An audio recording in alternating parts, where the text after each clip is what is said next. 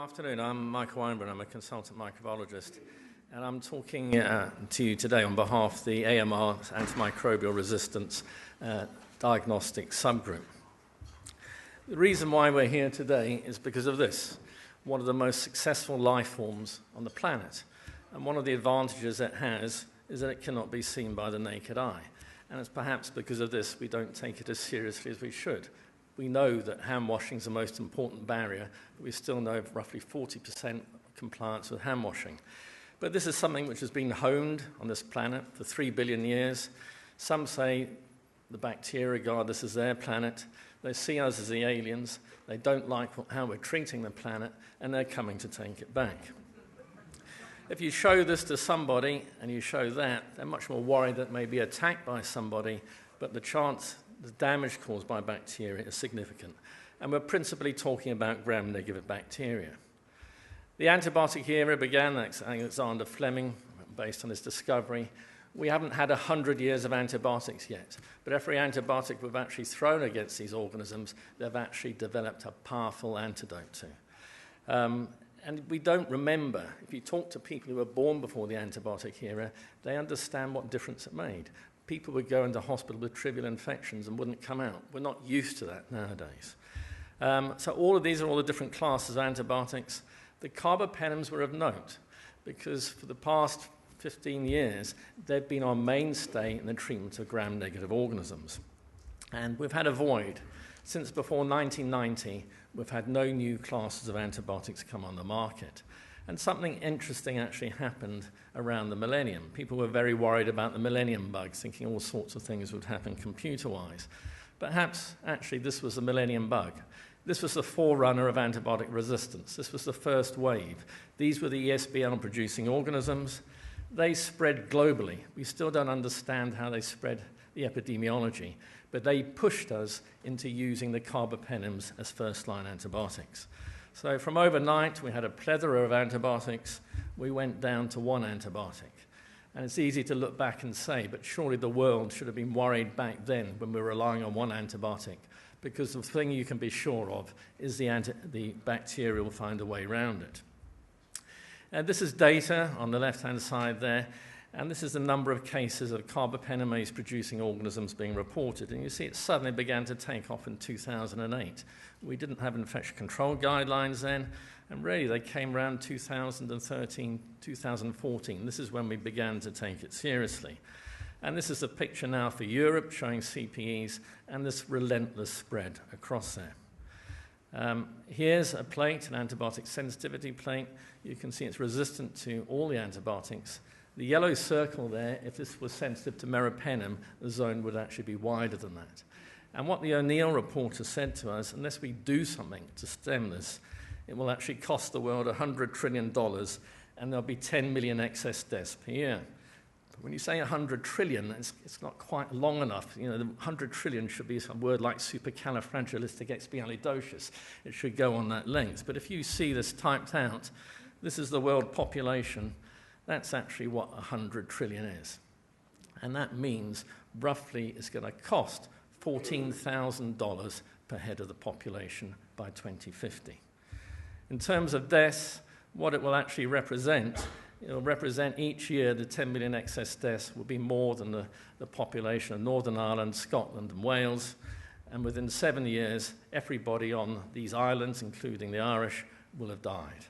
And overall, 1 in every 1,000 people will die from an untreatable antibiotic-resistant organism unless we do something about it. One of the leaders globally for this is our chief medical officer. She's actually seen how serious this is, and she's actually, I think, globally one of the most important people pushing this, along with the WHO. And our response, we've got a tripartite response: prevent, stop people getting infections, good infection control; preserve the existing antibiotics through better use; and promote the development of new antimicrobials. And what I'm here today to talk to you about is the role of diagnostics. This is diagnostic stewardship, using diagnostics to actually improve our use of antibiotics.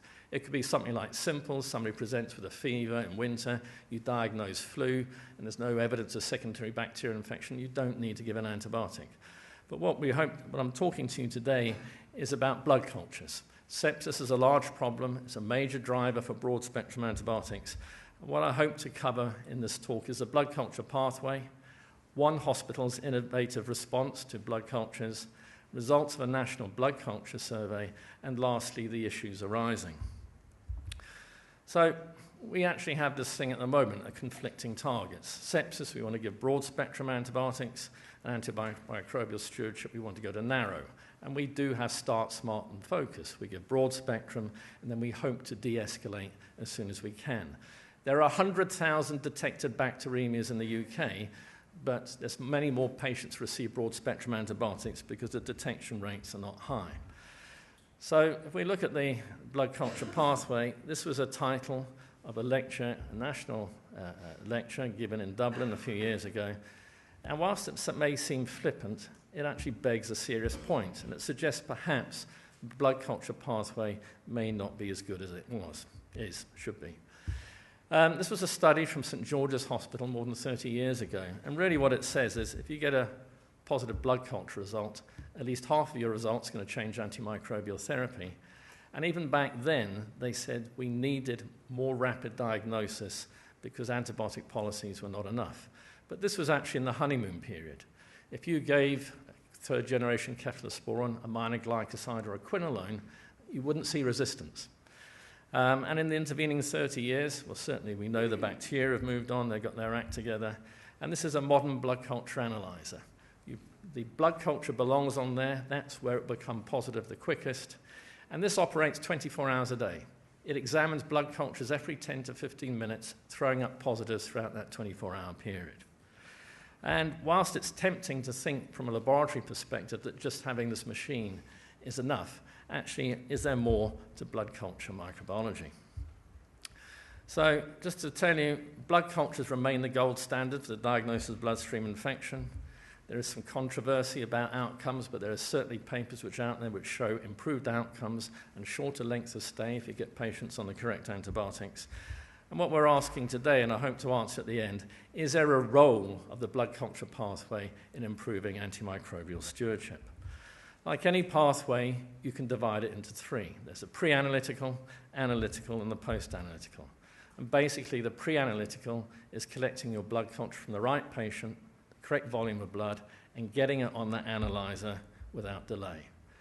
Once it's in the lab, you want the shortest time to get the key result to actually alter patient management. And once you've got that, you want to use that information to change patient management, to either de-escalate or up-escalate if they're on the wrong antibiotics. And this is a relay race. You've got to be strong in three components. It's no good at having me and Usain Bolt on the same team. It just isn't going to work. So if we go to the pre-analytical, the right patient, and I think there's some papers coming out now saying we're actually detecting more bacteremias because we're actually testing better now. We're testing the right patients. It's not just everybody with a fever. The elderly patient may be confused. The volume of blood is terribly important. In adults, the titer of bacteremia is actually very low. And the national recommendation is that you should take at least 2 sets of blood cultures. In some countries, they suggest 3 sets. And when you get a blood culture set coming in, you assume it's a blood culture set. But here, this is between the 2 bottles, your aerobic and anaerobic bottle, you should have between 16 and 20 mil. And this is just the results for one hospital when they actually measured the volumes. And you can see a high percentage had an inadequate volume. Only 25% of bottles actually had the correct volume. So you've got no chance when you've got 1 mil per bottle of actually detecting bacteremias. There are some sites which do 2 sets. So Nottingham have got I think they've got the highest bacteremia rate in the country, and not because they're doing anything wrong, but they're looking harder than everybody else. And this is other data, so they get 20% extra, and this is another colleague in Reading, they got 50% extra by actually taking 2 sets. So once you've got it collected, you need to get it onto the blood culture analyzer. And the national standard says you should do this within 4 hours. Some national standards say 2 hours, but you would have thought 4 hours was actually adequate. And then you need to get the key result. And the key information will vary with the patient and the organism. So, for example, for a neonate, if the baby's otherwise well been started on antibiotics, if you get a 36-hour negative blood culture, you can actually stop antibiotics. But for other organisms, for example, a yeast, it's the gram stain which is often the most important. You don't suspect it. You see a characteristic yeast in a gram stain, you can manage the patient. For gram-positive organisms, it's actually the ID. Once you get the ID, if you know it's a hemolytic strep or a strep pneumoniae, you can predict the antibiotic sensitivities and start managing that patient very early on. For gram-negative organisms, and why we're here today, is the antibiotic sensitivities of gram-negatives are not predictable. You need to actually have the result to manage them. And so once you've got those results, you need to get it to the clinician and get them to actually use that information to actually manage patients 24 hours a day. And this should be possible. We now have shift systems. We should be able to get those results out there to the clinicians. If you go back to 2013, 2014, the UK SMI was changed, and it suggested two key things. You need to audit the blood culture pathway, and it set time standards for critical control points, such as the 4 hours. So in one DGH, they actually set up a multidisciplinary group to look to see what they could actually do, blood science, microbiology, and clinical. And they knew they weren't going to actually meet the standard, because when you look at their pathway, their samples, they used glass bottles. They're roughly 10, it's not a big hospital. They took roughly 10,000 sets a year. Because it was glass, it couldn't be put in the air tube. It needed a porter, so that's potentially 10,000 portering journeys. It then got to specimen reception, the centralized specimen reception downstairs. The specimens were taken up to microbiology, and during working hours, if it flagged positive, a blood culture would be removed and worked on. And at night, it either got left at room temperature, in which case everything's going to slow down, or it was placed in an incubator. So this is their pathology building. So the first thing they did was they removed the blood culture analyzer out of microbiology and put it into blood sciences. And here you can see there's the centralized reception. There's a blood culture machine there. You can see the air tubes coming in over there. And they run a 24-hour shift system in chemical pathology. They're wonderful staff. They offered to actually load, no extra pay. They would load the analyzer at night. In fact, they even offered to enter the demographic information. Modern blood cultures, you can just put the blood cultures in. You don't even need to enter the data. And they believed in this. They got a picture on the side of their machine because they believe this is actually making a difference to patients. So after this intervention, this is what the pathway looked like. A blood culture analyzer now down in centralized reception. During the day, if it flagged positive, they'd either ring us or we've got some software which actually flags up in the lab. But at night, the specimens would come in and get loaded, but it actually went a step further. The processing was actually undertaken, the initial processing. They didn't do a gram stain, but they subcultured the blood cultures. They set up sensitivity plates. They set up gram-negative sensitivities because those are the unpredictable ones. Those you need to manage the patient. And so this is the initial results, pre and post move.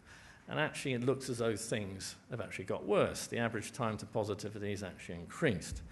But when you clean up the data and remove the contaminants, which are highly variable in number and actually slow growing, you can see actually there's been a reduction in time to positivity. And if you dwell down even further and you look at just E. coli, you can see there's a 20% reduction in time to positivity. So a lot of the mean time is 12 hours to actually becoming positive. And what they thought was actually wanted a way to compare ourselves with other hospitals. E. coli is a common pathogen, really a contaminant.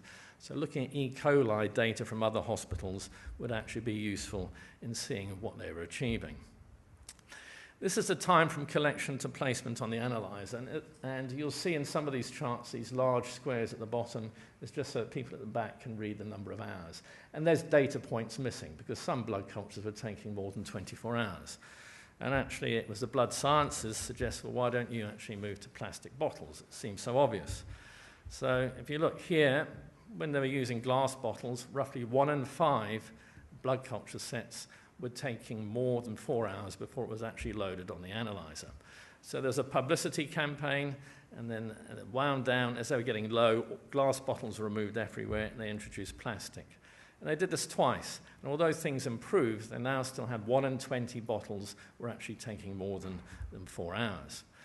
And actually, when we spoke to the clinicians on the team, they said, well, actually, nobody's ever told them that a blood culture is an urgent specimen. They were neither taught at medical school or they're neither taught when they were actually in the hospital. So decided to actually do a survey across the hospital and people who were taking blood cultures. And these two junior doctors actually did a wonderful job. This is a questionnaire. They disguised it slightly. They asked about urines and CSFs at the same time. And the findings were interesting. 91% of staff thought a CSF was always urgent. 68% would send a blood culture immediately, but this would drop to roughly half outside of normal working hours. And what was interesting is more than a quarter of staff thought it took 48 hours for a blood culture to signal positive or negative. And what it turned out is, and I don't know why we do it, but a lot of labs do it, they send out a negative blood culture report at 48 hours. And what they were thinking is at 48 hours, you put this on the machine and it says yes or no. But it isn't. Blood cultures flag up from 6 hours onwards. Most of them will be positive within 12 hours. The other thing is they've worked in ED departments or AU where the blood sciences get potted. The blood cultures get left in a box, which may be emptied once or twice a day, again reinforcing that these are not urgent specimens. So they decided to do some education. This was the first poster they produced. This was liked by the hospital managers, and it was making the link between what's in the blood culture and getting it onto the analyzer. So the managers liked that one. The managers didn't like this one, and you could only display it behind closed doors, but it's actually making a pertinent point. And I don't know what they did to this day, but after they'd actually done it, when we re-audited it, everything fell into place, loading 96% of blood cultures actually within 90 minutes of collection. Why should it take 4 hours? When they left, the audit was repeated to see whether it was them or it was embedded, and it was actually embedded in the organization. And when you think about it, if you've got a sick patient, you're not just going to take a blood culture, you're going to take blood science specimens. And there was this odd thing, whereas one hand would put them in the air tube, the other one would actually leave things lying around. Once you know you put them together, then everything speeds up. And actually, if there's a delay over 90 minutes, you can normally find a reason now, and those are some of the reasons. So what was the impact of actually optimizing the pathway? Well, the first one was 100% of negative neonatal blood cultures were reported within 40 hours of collection. And we know they find that useful because the junior doctors, if the interface ever went down, would be on the phone. They don't want to do a gentamicin level. If it's negative, they can stop the antibiotics and get on with things. The next thing we did was actually to compare the hospital against a university hospital. This laboratory provides also a service to other hospitals nearby which don't have a laboratory, but they didn't include the data for off-site hospitals. And they'd gone some way to optimizing the blood culture pathway. So the blue is Chesterfield, which loads 96% in 90 minutes, and this is what the other hospital does.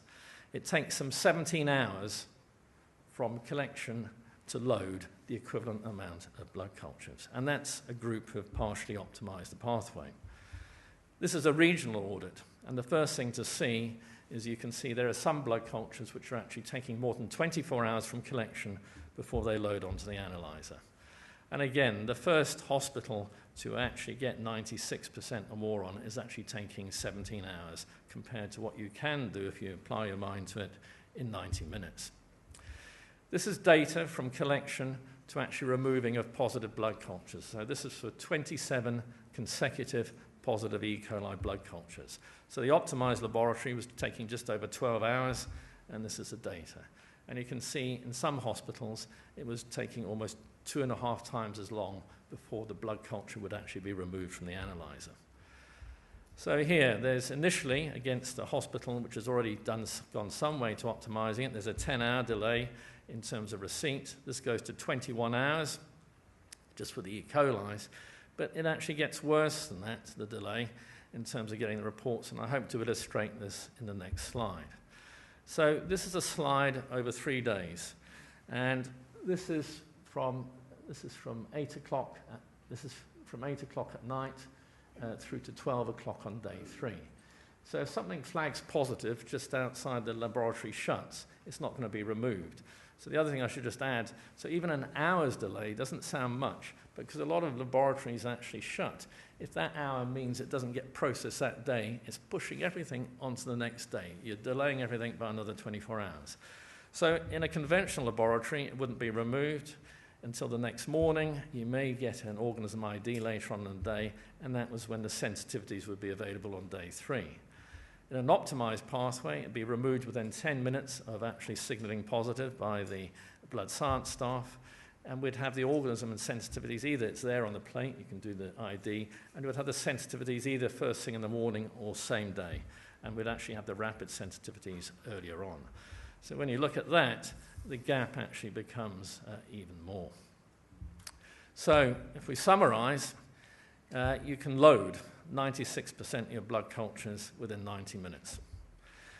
Hemolytic streptococci start becoming positive from 6 hours onwards, majority within 12 hours, strep pneumos from about 8 hours onwards. And if you can do the gram-positive organisms, if you can get a rapid ID, either a MALDI-TOF in 4 hours or simple latex tests, knowing that's a significant pathogen. If that's a strep pneumo, you can stop the coamoxiclav and clarithromycin. You can put the patient onto benzyl penicillin. If the majority of your gram negatives will be positive, then there's now a UCAST, who actually a lot of laboratories subscribe to.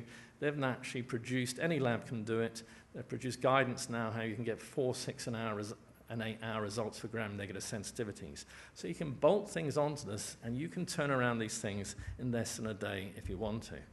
So this is communication in that lab. So by the end of day 1, 86% of gram stains are being communicated, and 48%, nearly half of the gram-negative blood cultures from collection to actually issuing a report on the sensitivities were completed in 24 hours or less.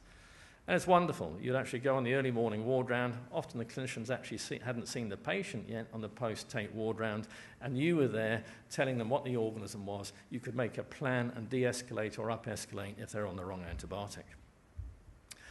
And that compares with only 2% in the teaching hospital, which has gone some way to optimizing it. And if you go on, 88 by 36 hours, and for the teaching hospital to do the same thing, it's in excess of 60 hours.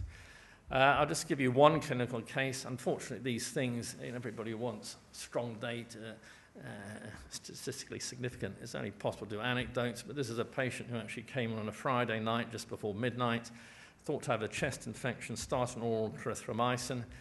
The blood culture was positive the next morning after 8 hours and 36 minutes. The lab had done a quick group on it. This was a group G hemolytic strep. Microbiology actually rang, got the clinicians to go and see the patient, and people recognize sepsis at the front door. Once they're on the wards, it's not picked up as well. This patient actually wasn't doing well. The microbiology was actually pushing the clinical intervention now. The patient was changed to ticaplane and clindamycin, actually had a very stormy next 48 hours. I doubt whether this patient would have survived if those hadn't stimulated them to actually go and act. The patient went home on day 6. I don't think we've got enough time. So these are some of the benefits you get in terms of management. You can de-escalate or up-escalate. Real-time results actually give you the clue to the idea of the organism. If you see a staphylococcus in a blood culture coming up in 12 hours or less after collection, it's not taken through a line, that will be a Staph aureus. You don't need any other tests. That's a Staph aureus. And I think the other we don't have organisms autolyzing. Some people lose strep pneumonia because if you leave them on there, they will lyse and die. And the other thing is, a lot of people are now buying expensive equipment and bolting them on the end of the pathway. There's a lot of people saying, don't do that. You'll only gain a short amount of time. If you haven't optimized the front end of the pathway, you're actually wasting your money. You're not doing a service for the patient. There is an optimism that all patients are on appropriate antibiotics. This is 2 studies. One found 33% were not on an effective antibiotics. This was a multi-center study done in the UK, found 34%. It varies depending on what your first-line antibiotic is. So, not all patients are getting the correct treatment. What was interesting was what would have corrected that incorrect treatment. And funny enough, it was the gram stain. And common thing is either sometimes patients are not recognized as being septic, they're taking the blood culture. A frequent thing is it's attributed to chest infection when it isn't. People have heard a few noises and it's urosepsis. And we have to remember that people in the front door are under tremendous pressure. There's all these patients coming through. There's a vast range of experience. There's patients who can't communicate. It's difficult to get a history. And nothing's, you don't expect it. So the lab should be there as a backstop. But what I'm trying to point out is, at the moment, we don't have much in the way of antibiotic resistance. But if we continue on this way with antibiotic resistance, we're now going to get a second bulge in our empirical antibiotic therapy where it's going to break through. So what I'd like to do now is look at this national blood culture survey. There was a small survey done, telephone survey done 4 years ago, and things have actually improved since then. But I think this is no mean undertaking. I think this is probably the first global survey undertaken of blood culture practice actually in a country. So for all of you here who participated, thank you very much. And it actually had a good response. 158 hospitals, this is where they were across the UK, range of hospitals, and 124 had on-site laboratories. So the first question was, have you audited the critical time points in the blood culture pathway?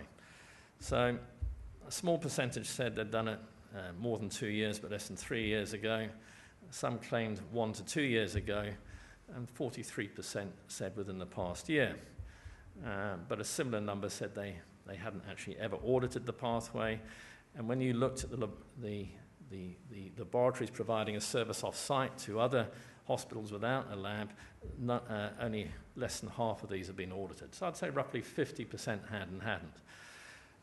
But when we asked for data, when data is asked for, not as many people who said they had audited the pathway could actually supply the data.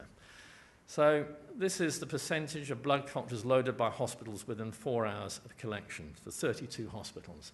And what you would hope to see is a line here. Only 3 out of the 158 hospitals were able to load 100% of their blood cultures within 4 hours of collection.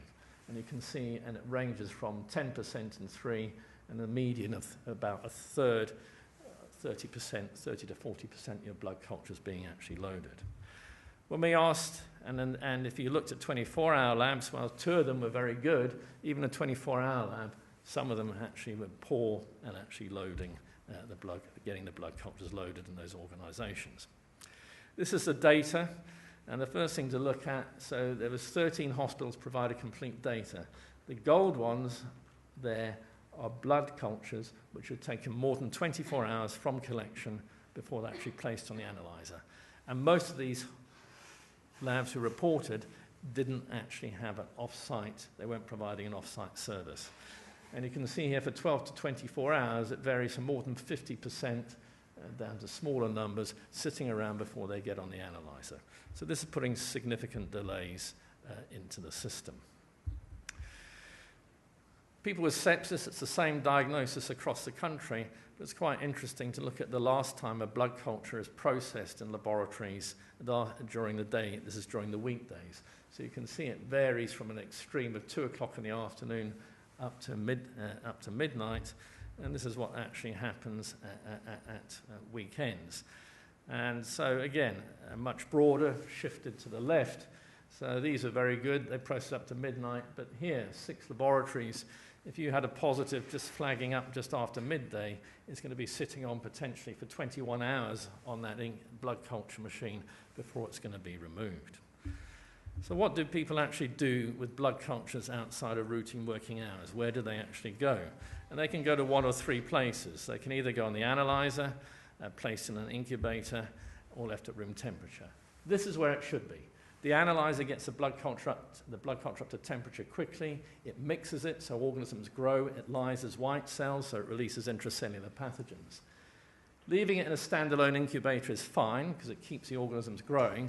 The problem is if you actually leave it in there too long, some organisms will actually grow through their growth phase. They don't produce any acids, so it's organisms such as Pseudomonas and yeasts, and they will register negative. or left at room temperature.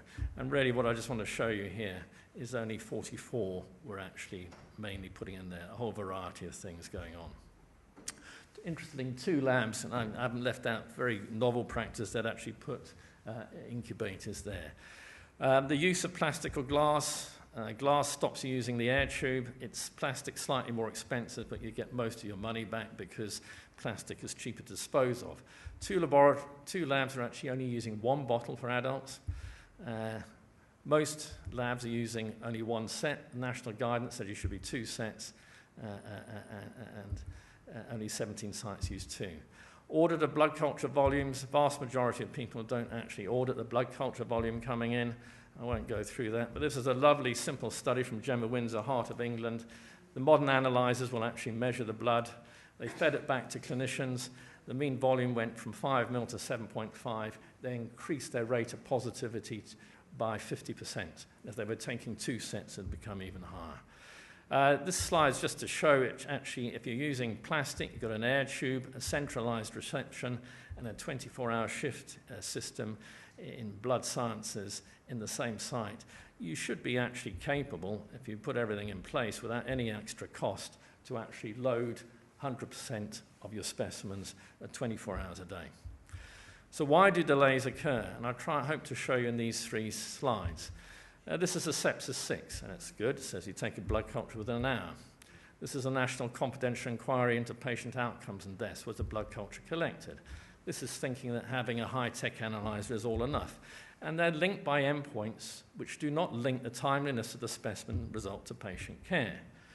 If you're a clinician, you know your blood sciences should be turned around within an hour. The problem with blood cultures is due to the innate biological variability. You don't know if it's going to be positive and at what time it's going to be positive. And if you don't audit, you've got no idea how your blood culture pathway is working. But it gets worse than that. Because if you're a clinician and you're seeing a patient who's not doing well and you're unaware of the delays, you can't match the delays in the blood culture pathway to the patient becoming unwell. You could have had that result 24 hours earlier. But one person did. And this was a coroner in Ireland. When they investigated some high-profile deaths, they actually found the blood culture pathway was not up to scratch. And in Ireland, they've actually taken our standards and implemented them. But there's also other problems. We are subject to lots of inspections schemes in the laboratory. It gets inspected by ISO.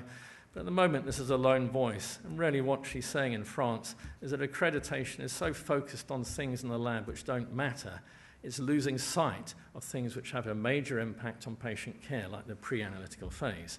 And this wouldn't be new. We saw in the Francis report that all the bodies which should be protecting patients weren't doing it.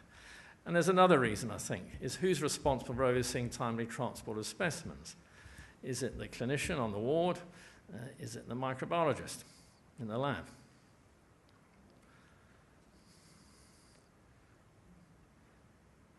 And these things are left in a gulf. It's not my thing, but it's our patients. We need to actually sort this out. And here's one hospital where they did everything, joined all the dots all up, and there was a significant reduction in mortality from Staph aureus by actually getting everything working. So what we're really coming to is what would the impact be on diagnostic stewardship?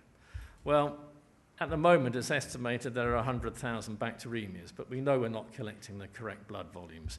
That could easily go up to 120, may even go up to 200,000 bacteremias a year.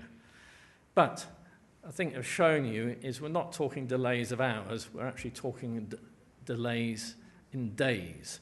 So if just for, so there's 100,000 positive blood cultures. 100,000 days equates to 275 years of antibiotic prescribing if you just shifted everything back by a day.